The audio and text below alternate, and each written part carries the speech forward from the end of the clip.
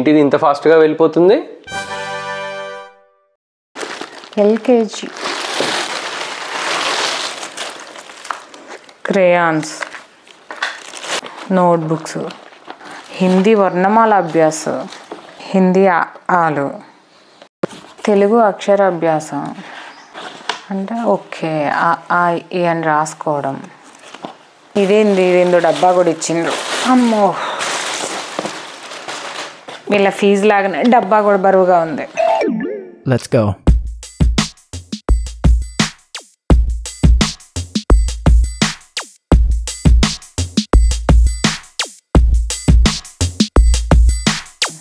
Story in picture, lower KG, jolly swing.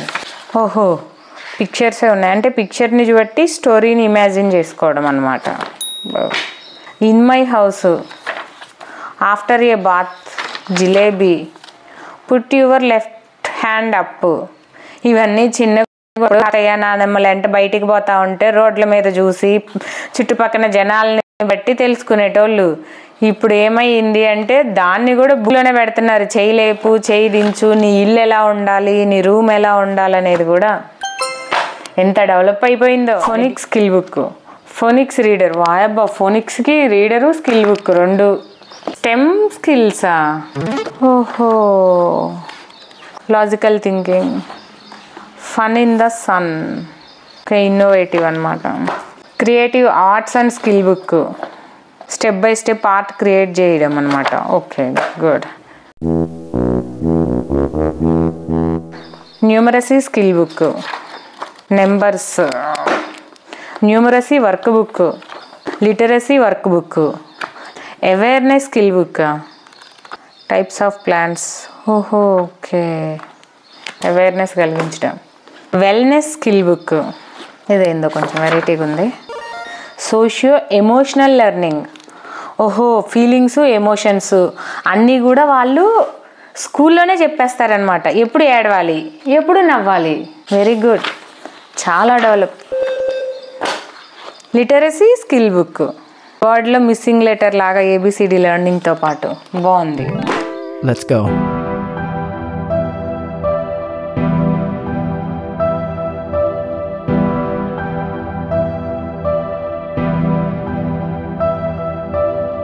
అమ్మో, LKG పిల్లకి ఇన్ని పుస్తకాలా?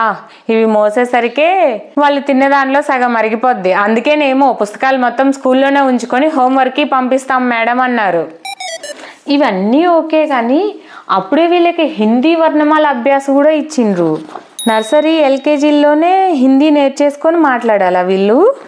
మాకైతే 7th క్లాస్కు ఉండేది కామన్ ఎగ్జామ్స్. 7th క్లాస్లో కూడా ఎగ్జామ్ హిందీ లేని వాళ్ళు తర్వాత రాసుకొని 10thలో పాస్ అయితే చాలు.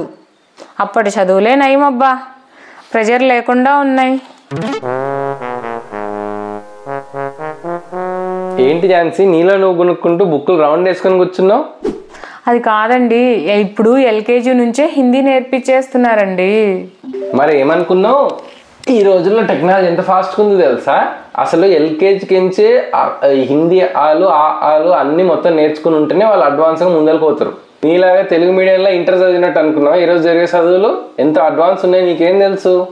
సరే, ఎంత నాకు నాలెడ్జ్ లేకపోయినా నేను చదివింది తెలుగు మీడియం ఇంటర్ అయినా కూడా ఈ ఏజ్కి వీళ్ళకి ఇన్ని బుక్స్ ఇంత అంటే ఎక్కువ అనిపిస్తుందండి నాకు.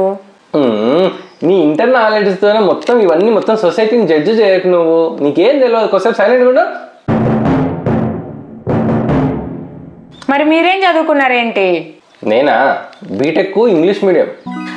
నేను కూడా ఎంటెక్ ఇంగ్లీష్ మీడియంలోనే చదివాలి. ఇంకో సంవత్సరం నీతో పెళ్లి కాకుండా ఉంటే పిహెచ్డి కూడా కంప్లీట్ చేసేదాన్ని.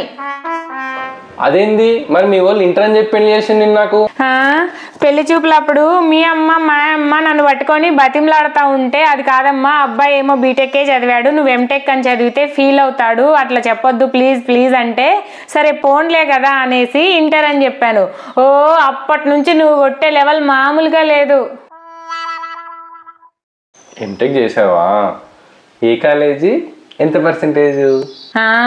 కాలేజీ కాదు, యూనివర్సిటీ. 82%. నాకంటే 10% ఎక్కువ. ఈ ఎల్కేజీ కిట్ ఎంత పని చేసింది? ఇన్ని రోజులు ఇది నాకంటే తక్కువ చదివింది, దీన్ని ఇష్టం వచ్చినట్టు అన్నాను. ఇక్కడ నుంచి కొంచెం జాగ్రత్తగా ఉండాలి. ఝాన్సీ కొంచెం బయట పని ఉంది, ఇప్పుడే వస్తా.